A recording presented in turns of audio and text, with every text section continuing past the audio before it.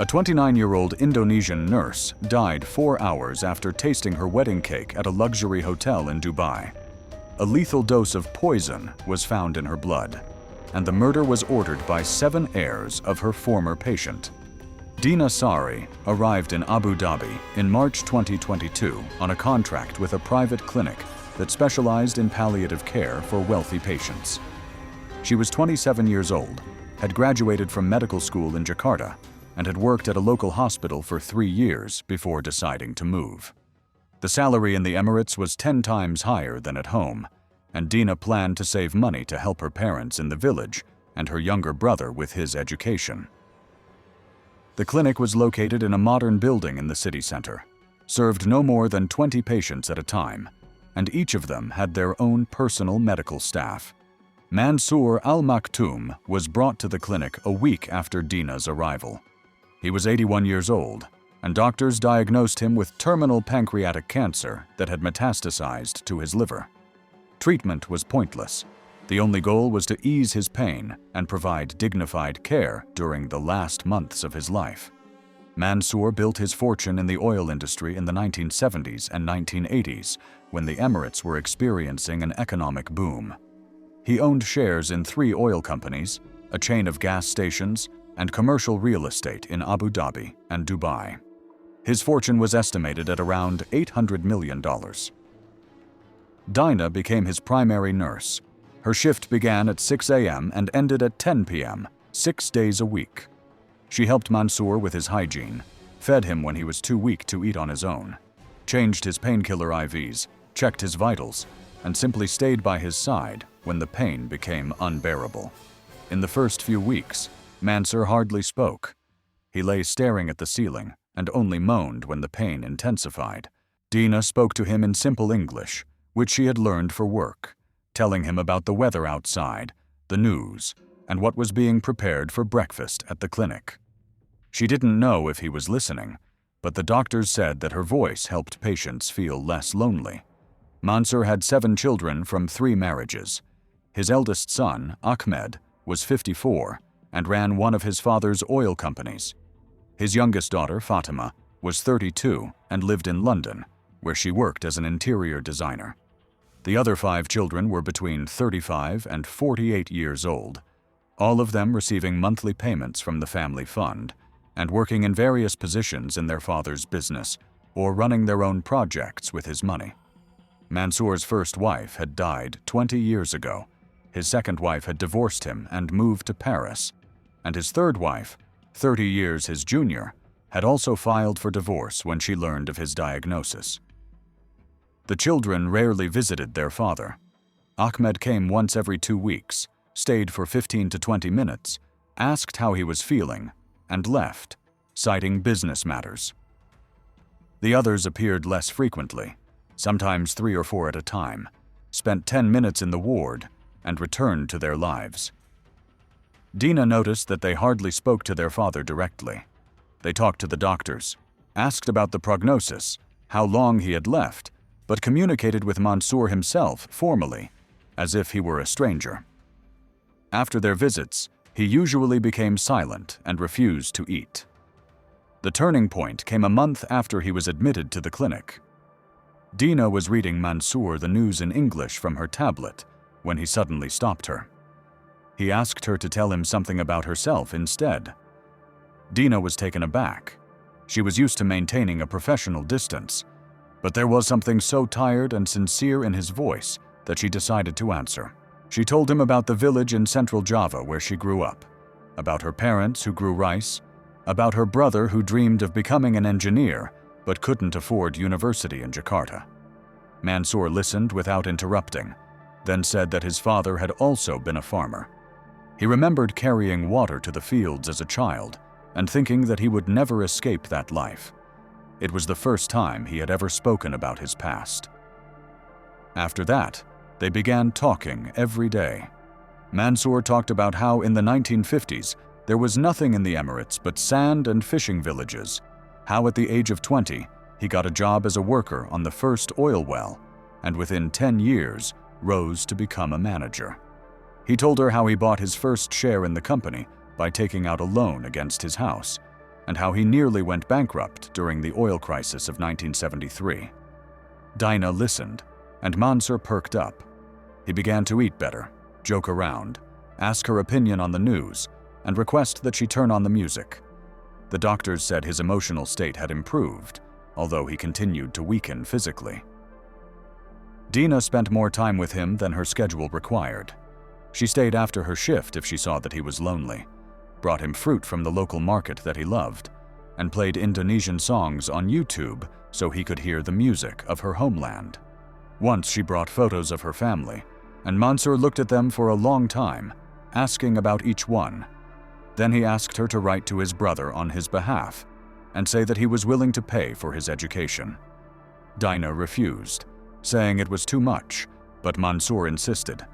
He said he had money, but it was useless if he couldn't help people who really deserved it. Mansur's children noticed these changes. Ahmed once stayed behind after a visit and spoke to the head doctor, expressing concern that the nurse was spending too much time with his father and that it might be inappropriate. The doctor replied that Dina was following all protocols and that her attentiveness was beneficial to the patient. Ahmed did not argue, but asked to be kept informed of any significant changes in his father's condition. A few days later, Mansur's two other children came together and also asked questions about Dina, how often she communicated with their father, and what they talked about. The clinic administration assured them that everything was within normal limits. By summer, Mansur was barely getting out of bed. The pain had intensified, the morphine doses had been increased, and he spent most of his time in a semi-daze. But when Dina came, he tried to be conscious. They talked less, but he held her hand, and it seemed to her that this gave him more peace than the medication. One day in late June, he asked her to bring a notary. He said he wanted to make changes to his will. Diana was frightened and tried to dissuade him, saying that it was none of her business and that his family might misunderstand. Mansur replied that his family had understood everything correctly long ago, that they were only waiting for his death for the money, that over the past year and a half, they had spent less time with him than she had in a single week. The notary arrived 2 days later. He was accompanied by a lawyer who prepared the documents and an independent doctor who was to confirm that Mansur was of sound mind and capable of making decisions. The conversation was recorded on video. Mansur spoke slowly, pausing because of the pain, but clearly and coherently. He stated that he was leaving Dina Sari $45 million and a villa on Saadiyat Island, which was worth about $22 million. The rest of his estate, about $733 million, was to be divided equally among his 7 children. The lawyer asked if he understood the consequences of this decision, and Mansur replied that he understood completely. He said that Dina had given him more dignity and human warmth in recent months than he had received from his own children in the last 20 years, that she deserved this money for her kindness, and he wanted her to be able to live a life without the difficulties he himself had gone through. Dina only learned about the will after it was signed, when the lawyer informed her separately. She was shocked and tried to convince Mansur to change his decision, saying that it would create problems and that his children would not forgive either him or her. Mansur was adamant. He said that this was his last decision as a free man, and that he wanted to die, knowing that at least someone would get real benefit from his fortune, rather than just continuing to spend money on luxuries without thinking about its value. In mid-August 2023, Mansur's condition deteriorated sharply. The doctors warned the family that it was a matter of days. All 7 children came to the clinic and took turns staying there. Ahmed insisted that someone from the family always be in the room when Dina was there. Dina felt their gaze, their tension, but continued to do her job. Mansur was almost never conscious, but when he was, he looked for her, not the children. On August 21st, at 4 in the morning, Mansur died. Ahmed, his 2 sisters, and Dina, who was holding his hand, were there. His death was quiet. He simply stopped breathing. Ahmed called the others, and within half an hour, the whole family had gathered at the clinic. They collected the documents. The doctors issued a death certificate, and the body was taken to the morgue to be prepared for burial, according to Islamic traditions. Dina went home at 6 in the morning. She cried in the taxi. Over the past year and a half, Mansur had become more than just a patient to her. He was a person she sincerely respected and cared for. The reading of the will was scheduled for 3 days after the funeral, as required by law. The family gathered at the law firm's office in downtown Abu Dhabi. Dina was invited there as well, but she didn't understand why. The lawyer began to read the document, and when he reached the clause about the $45 million and the villa for Dina Sari, the room fell completely silent. Then Ahmed stood up so abruptly that his chair fell backward. He slammed his fist on the table and shouted that it was impossible, that his father had been ill and didn't understand what he was doing. The other children also jumped up and spoke at once, accusing Dina of manipulation, of taking advantage of a dying man's weakness. The lawyer tried to calm them down, saying that the will had been drawn up according to all the rules, that there was a video recording confirming Mansur's legal capacity at the time of signing, and a conclusion from an independent doctor. Ahmed demanded a copy of the recording immediately.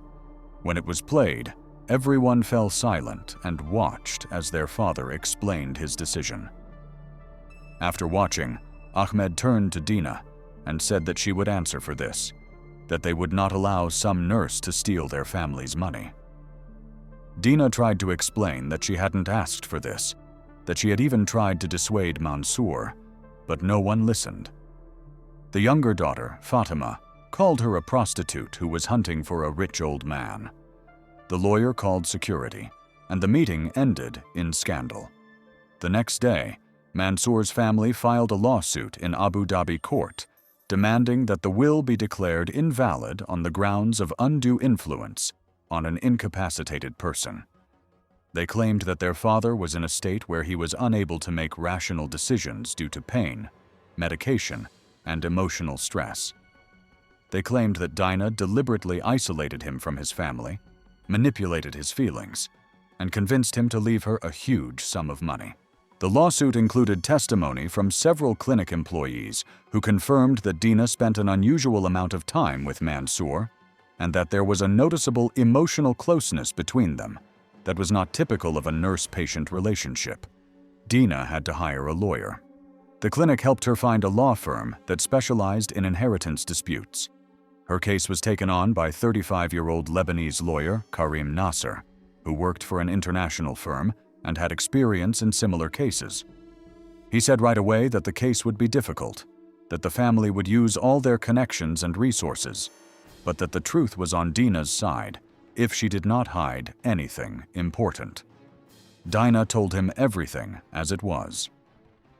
Karim studied the video recording, medical records, and records of the children's visits to the clinic, and concluded that they had a strong case. The trial began in November 2023 and lasted 8 months. The Mansour family's lawyers presented 23 witnesses to the court, including distant relatives, former business partners, and 3 clinic employees who agreed to testify against Dina. The strategy was simple: to portray her as a calculating gold digger who used her professional position to manipulate a dying man. Ahmed was the first to take the stand. He spoke confidently, with undisguised anger. He said that in recent years his father had often lost his mental clarity, forgotten his children's names, and confused dates. When he was admitted to the clinic, he was so exhausted by illness and medication that he was unable to make important decisions. The family had noticed several times that Dina would sit with him alone behind closed doors, and that after such meetings, their father would become distant from his relatives. Karim began his cross-examination with the medical records. He presented documents confirming that Mansur underwent monthly cognitive tests, and the results showed normal brain function until the very last weeks of his life. He presented correspondence between Ahmed and the company's accountant, in which, a month before his father's death, Ahmed discussed the strategy for selling one of the assets after receiving the inheritance. He asked how a son so concerned about his father's health was already planning to dispose of his money. Ahmed said it was just business preparation, but in the courtroom, his words sounded unconvincing. One of the clinic's employees, a nurse named Youssef, who testified in favor of the family, said that Dina often stayed after her shift and that he heard her talking to Mansour about her financial problems. Karim asked for clarification as to when exactly this was. Youssef gave approximate dates in May 2023. Karim presented timesheets showing that Youssef had not been at work on those days. He then showed Youssef's bank statements, which showed that a week before the trial, $20,000 had been deposited into his account from one of the companies owned by Mansour's family. Youssef was confused and said it was payment for consulting services, but he couldn't explain what kind. The judge reprimanded the plaintiff's lawyers, and Youssef's testimony was deemed questionable. The next witness was Mansour's second wife, Layla, who divorced him 8 years ago and lived in Paris. She flew in especially for the trial, and her testimony was most unexpected. Layla said that she had known Mansour for 30 years and that he had always been cold in relationships, unable to express his feelings. She said she left him precisely because of this emotional emptiness, despite their luxurious lifestyle. But then she said something that changed the mood in the courtroom. She admitted that Mansour once told her that his children were only interested in money. He regretted that he had given them everything too easily, and that they had grown up without understanding the value of work. This was a year before their divorce, and Layla remembered this conversation because it was the first time Mansour had spoken to her candidly about his regrets. The family's lawyers tried to discredit Layla, hinting that she was taking revenge on her ex-husband and his children, but she remained calm. She said she had no interest in the case, that she had received enough in the divorce and was simply telling the truth. That if Mansour had left the money to the nurse who had cared for him in his final days, that was his right, and perhaps it was the only truly honest decision he had made in recent years. By the end of February 2024, it became clear that the family did not have enough evidence. The video recording of the will was convincing. Mansour spoke clearly, answered the lawyer's questions without hesitation, and explained the motives for his decision rationally. Medical records confirmed that at the time of signing, he was not taking any drugs that could seriously affect his consciousness. Dina testified calmly, answered all questions in detail, and did not try to hide anything. She talked about her conversations with Mansour, about what he said about life, about his regrets, about his children. She admitted that she was surprised and frightened when she learned about the will, that she tried to dissuade him, but he was adamant. Karim presented additional evidence that showed the real picture of the family's relationship with Mansour. He obtained records of phone calls from the clinic over the past year and a half. Mansour had called his children 46 times during that period, and 32 of those calls had gone unanswered. When they called back, the conversations lasted an average of 3 to 4 minutes. Visitation logs showed that over 18 months, the children had spent a total of about 20 hours with their father. Dina spent more than 4,000 hours with him during the same period. The judge asked both sides for their closing arguments. The family's lawyer spoke about traditional values, about the fact that inheritance should remain in the family, about the fact that medical workers should not receive material benefits from their proximity to patients. Karim responded that the law protects a person's right to dispose of their property as they see fit, provided they are of sound mind, that no traditions can override this right, that the children had received a huge fortune, $104 million each, and that their claims were based solely on greed, not justice. On July 9, 2024, the court issued its ruling. The will was declared fully valid. In his ruling, the judge stated that all procedural requirements had been met, that Mansour al-Maktoum was of sound mind at the time of signing the document, and that there were insufficient grounds to believe that he had been subjected to undue pressure. Dina was awarded $45 million and a villa on Saadiyat Island. The family had the right to appeal, but their lawyers said the chances of success were minimal. After the ruling was announced, Dina left the courthouse under the gaze of dozens of cameras. The media coverage of the case was moderate, but local newspapers and several international publications wrote about it as a rare example of a medical professional receiving a huge inheritance from a patient. Journalists shouted questions, but Dina did not respond. Karim led her out through a side exit, and they drove away in his car. At that point, there was more than just a professional relationship between them. During the 8 months of the trial, they spent several hours together almost every day. Karim prepared her for her testimony. They met in his office, discussed strategy, and studied documents. Dina told him about her life in Indonesia, about the fear she felt before the trial, about how she felt guilty even though she had done nothing wrong. Karim listened, reassured her, and told her that she should not be ashamed of the kindness she had shown to a dying man.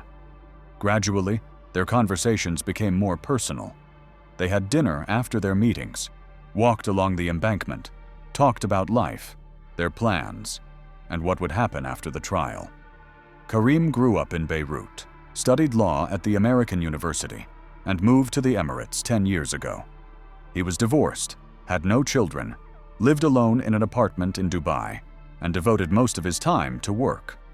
He said he had never met anyone who cared so sincerely about other people as Dina did. Her story with Mansour showed him that kindness still exists in a world where most people only think about profit.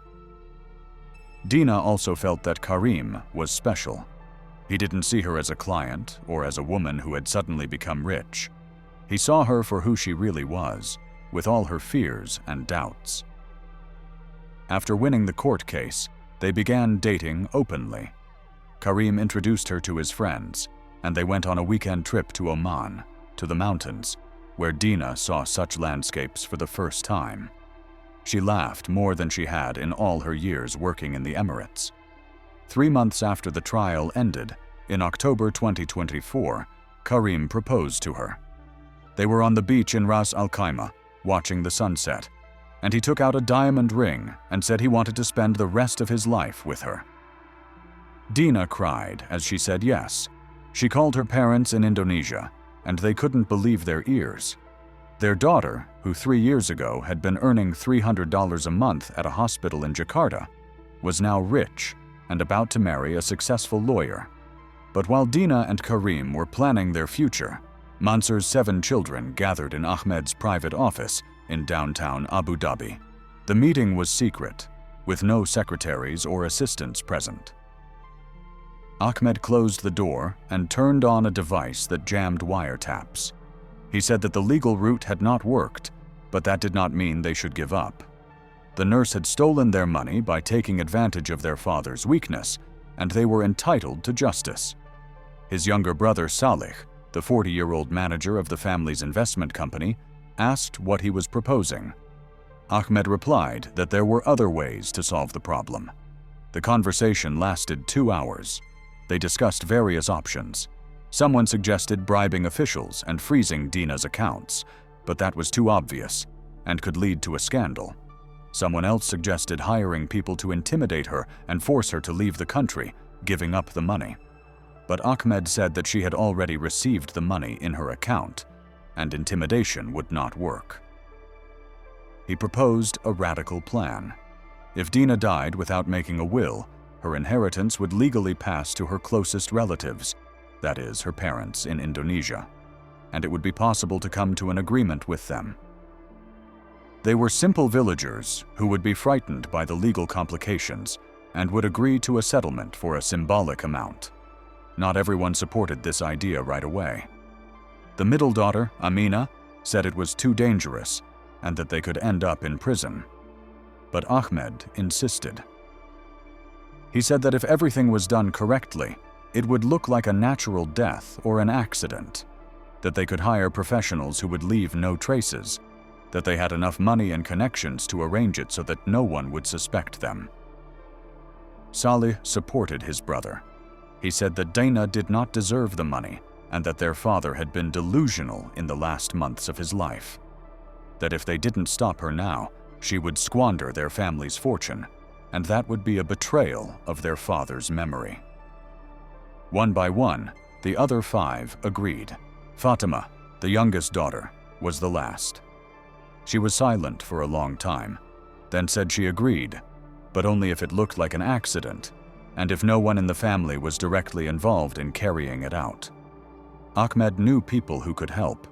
Through his driver, who had worked for the family for 20 years and was completely loyal, he contacted a man who had previously handled various sensitive matters for wealthy Emirati families. This man's name was Zayed. He was about 50 years old. He worked as an independent security consultant, but in reality he dealt with things that were not talked about openly. Zayed agreed to meet in a neutral place, in a cafe on the outskirts of Dubai, where no one knew them. Ahmed arrived alone and explained the situation. Zayed listened without interrupting, then asked about the budget and the timeline. Ahmed said that money was not a problem, but it had to happen before the end of the year. Zayed replied that the cleanest way was to use poison that would mimic a natural cause of death. There are substances that cause cardiac arrest and breakdown in the body so quickly that they are almost impossible to detect in a normal autopsy. The problem is how to get the substance into the victim's body without being noticed. They discussed options for several weeks. Zayed watched Dina, studying her roots, habits, and social circle. He found out that she rarely went to restaurants alone, that she cooked at home or ate with Karim. She had no bad habits, did not smoke, and hardly drank alcohol. It was difficult to poison her food or drinks in her daily life because access to her home was restricted, and there were too many witnesses and cameras in restaurants. Then Zayed learned that Dina was planning a wedding. Karim had booked a banquet hall at the Burj Al Arab Hotel for February 2025, and invitations had already been sent out to 200 guests. It was the perfect opportunity. At the wedding, there would be a cake that would be cut and distributed to the guests. If poison were added to a specific part of the cake, the part that only the bride and groom would eat, it would look like an accident.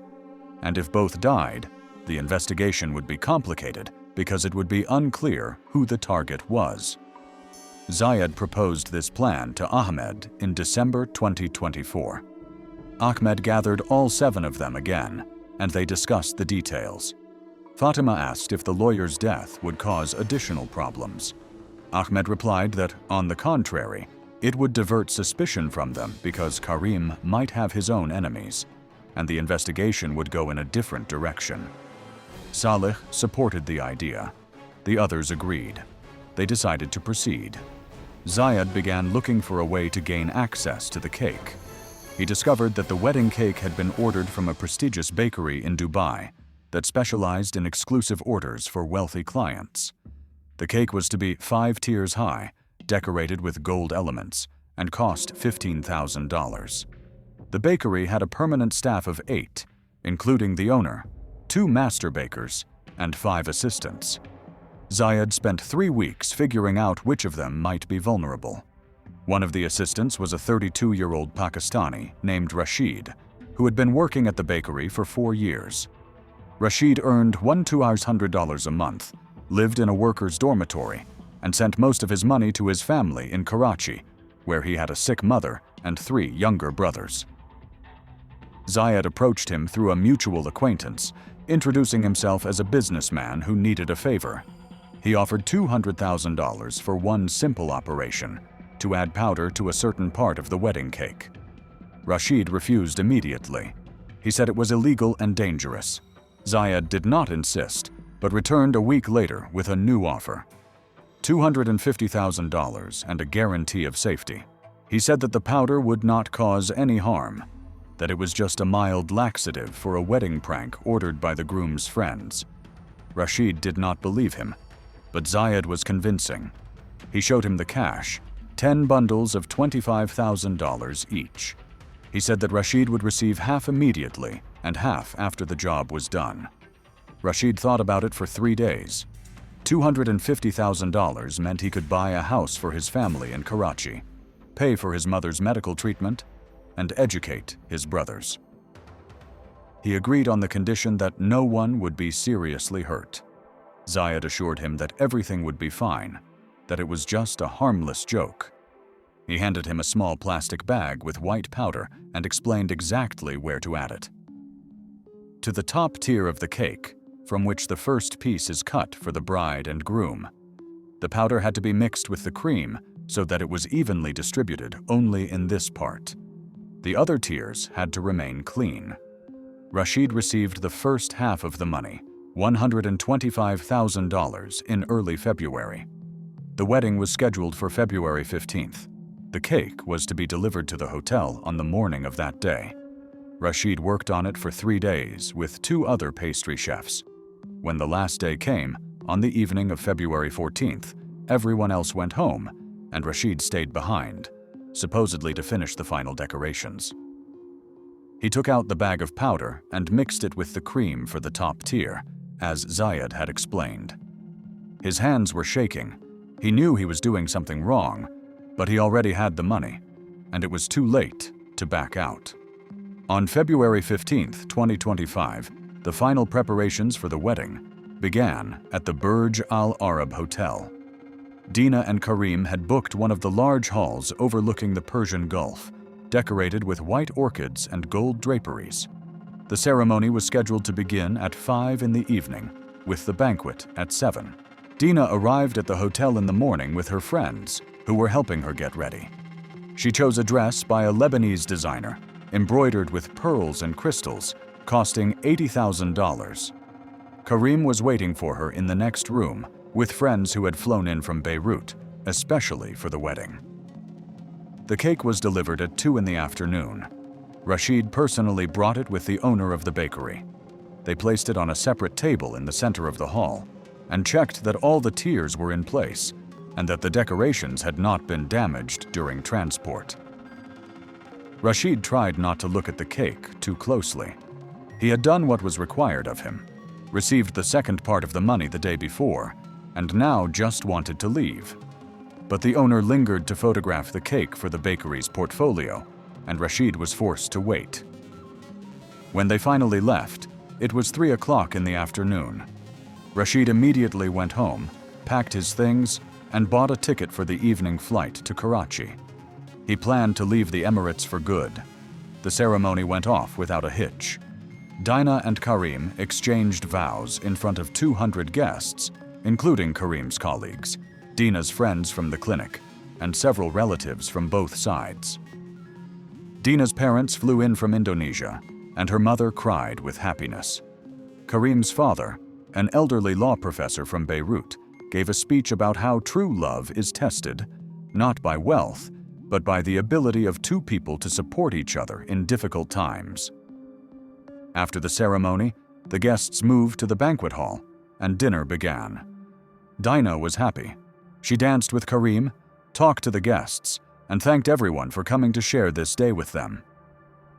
At 7 o'clock in the evening, dinner was served, and at 8:10, the waiters brought champagne for toasts. At 9 o'clock, it was time for the cake.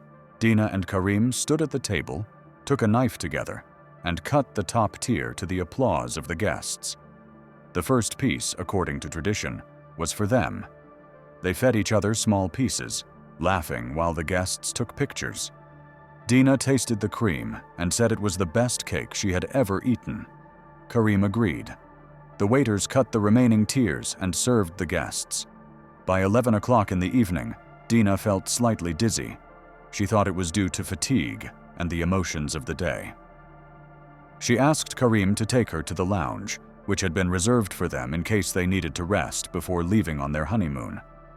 Karim noticed that she had turned pale and became concerned. He asked if she needed a doctor, but Dina said she just wanted to sit in silence for 10 minutes. They went into the room. Dina sat down on the sofa, and a minute later, she began to feel nauseous. She went to the bathroom, but the nausea did not go away, and she began to vomit. Karim called the hotel medical staff. While he was waiting, Dina returned from the bathroom, holding onto the wall. Her face was gray, she was breathing heavily, and she complained of chest pain. Karim realized that this was serious and immediately called an ambulance. 5 minutes later, the hotel medic arrived with a first aid kit and measured her blood pressure and pulse. The readings were critical. Her pulse was 140 beats per minute, and her blood pressure was dropping. Dina began to lose consciousness. The medic asked Karim to help lay her on the floor and began to administer first aid. The ambulance arrived at 11:45.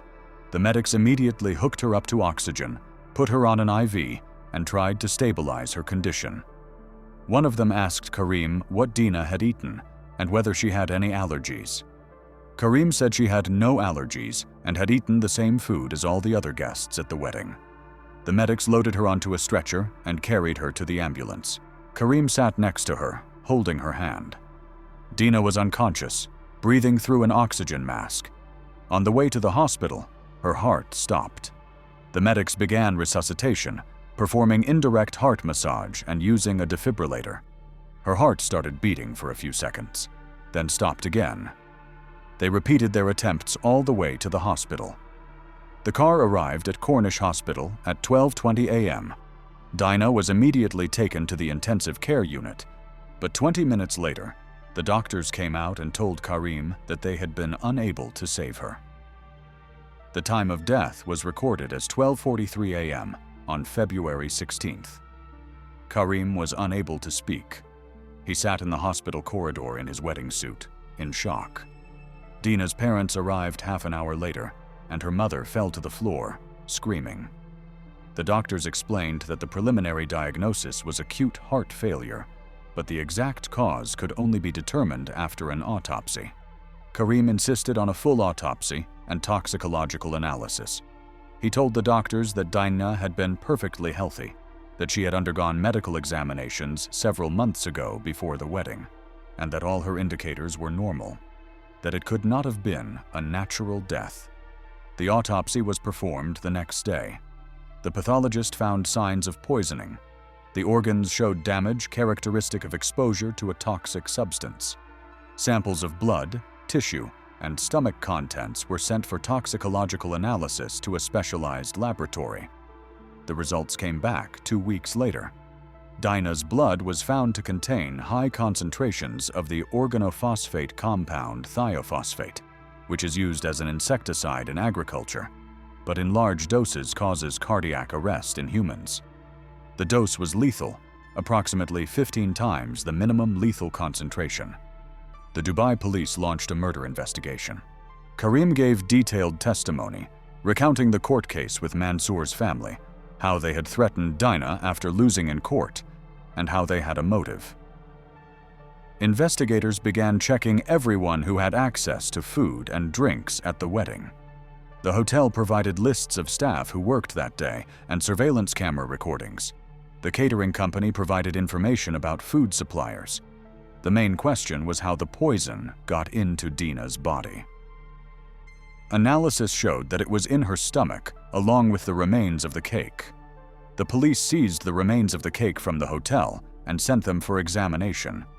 Traces of the same substance were found in the top tier, from which the pieces for Dina and Karim had been cut. There was no poison in the other tiers. This meant that the poisoning was deliberate. Someone had added poison to the part of the cake that the bride and groom were supposed to eat. Investigators questioned Karim as to why he was not affected, since he had also eaten from the same piece. It turned out that Karim had eaten a very small piece, literally just a taste, and left the rest on his plate because he didn't like sweets. Dina ate her entire portion. That was enough for a lethal dose. The police questioned all the staff at the bakery. The owner, 2 master confectioners, and 4 assistants gave testimony. All denied involvement. But one of the assistants, Rashid, did not show up for work the day after the wedding.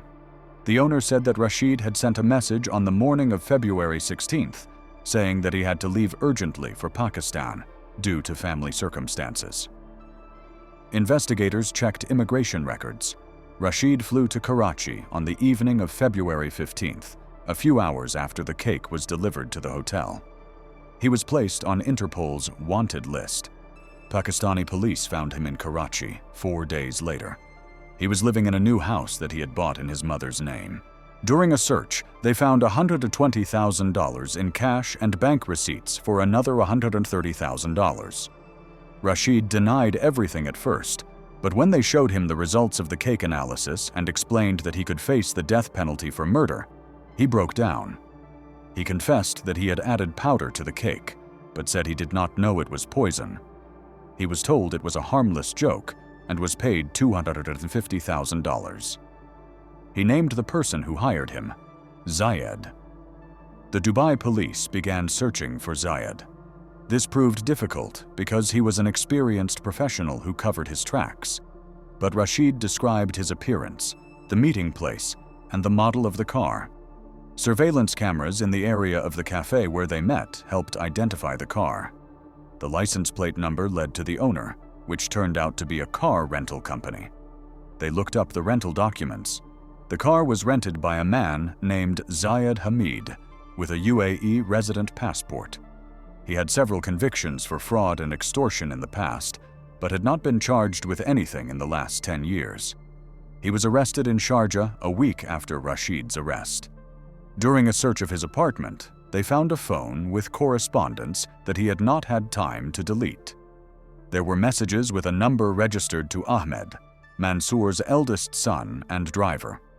The messages were cautious, with no direct references to the crime, but the context was clear. Zayed wrote about the job being done, the delivery, and the result. The driver replied with short confirmations. Zayed realized he had no way out. The investigators offered him a deal: full confession and cooperation in exchange for a reduced sentence. Zayed agreed. He told them everything: how Ahmed had contacted him through the driver, how they had met several times to discuss the plan, how he had found Rashid and convinced him to put poison in the cake. He named all 7 of Mansour's children as accomplices because he was present at their meeting, where they discussed and approved the plan. He said the meeting took place in Ahmed's private office at the end of December, and he recorded it on a dictaphone because he wanted to have insurance in case something went wrong. The recording was found in a safe in Zayed's apartment. It contained the voices of all 7 children discussing the murder plan. Ahmed said that the legal route had not worked and that they needed to take other action. Salih suggested options. Fatima expressed her concerns, but ultimately agreed. The other 4 also participated in the discussion. The recording lasted 43 minutes and contained enough evidence to charge all those present with conspiracy to commit murder. All 7 of Mansour's children were arrested on the same day, March 2, 2025. The operation took place early in the morning, simultaneously in different areas of Abu Dhabi and Dubai. Their lawyers immediately claimed that the recording had been obtained illegally and could not be used as evidence, but the court ruled that the recording was admissible evidence as it had been made by a witness to the crime. In addition, there were telephone records, bank transfers, and the testimonies of Rashid and Zayed, which painted a complete picture of the crime. The trial began in June 2025 and lasted 5 months. The case received enormous attention in the international media. The heirs of an oil magnate who ordered the murder of a nurse over an inheritance made headlines in newspapers around the world. The defense tried to prove that the children did not know about Zayed's real plans, that they only discussed theoretical possibilities of pressuring Dina, but the audio recording was too clear. It directly mentioned death, poison, and that this was the only way to get the money back. The prosecutor presented evidence that all 7 had transferred money to accounts that were ultimately used to pay Zayed and Rashid. The total amount was $300,000. The transfers were disguised as payments for consulting services, but the timing coincided with the period of preparation for the crime. Bank experts traced the chain of transactions and showed that the money went from Mansour's children through several intermediate accounts to Zayed. On November 11, 2025, the court handed down its verdict. Ahmed, as the organizer, received a life sentence without the right to early release. Salih received 25 years for his active participation in the planning. The other 5 children received between 15 and 20 years each, depending on the degree of their involvement. Zayed received 30 years with the possibility of parole after 20 years for good behavior, thanks to a deal with the investigation. Rashid received 25 years. The court ruled that, although he was acting as a hired hand and did not know the victim personally, he knowingly participated in the crime for money and bore full responsibility. Dina's $45 million and villa on Saadiyat Island passed to her parents under inheritance law. They sold the villa and returned to Indonesia. Dina's father established a charitable foundation in her name, which funds education for poor children in Central Java province and provides medical care for rural areas. Her mother was unable to recover from the loss of her daughter. Her health deteriorated, and she died 2 years later of a stroke. Karim quit his job at the law firm. He couldn't continue living in the Emirates, where everything reminded him of Dina. He moved back to Beirut and started working for an organization that protects the rights of migrant workers. In an interview with the BBC a year later, he said that he had lost the love of his life because of money they didn't even need. He said they had planned to give half of their inheritance to charity, build a hospital in Dina's village, and help her family and other people in need. He said Dina was the kindest person he had ever known, and that she was killed for caring for a dying man.